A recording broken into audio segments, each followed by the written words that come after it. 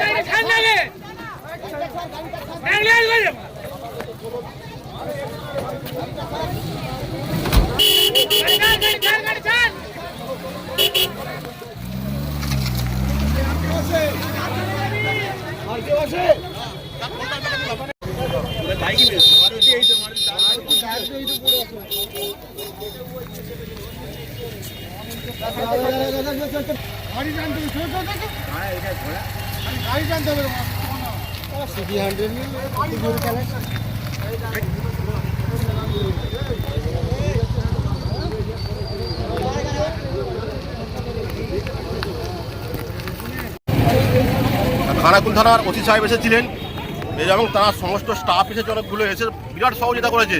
মানে এরকম ওসি আমি দেখিনি, যারা ওসি সাহেব নিজে মানে তোলে হাতে করে রক্ত ঘেঁটে তুলছে। ওসি সাহেব নিঃসন্দেহে ভালো। কোন থানার ওসি?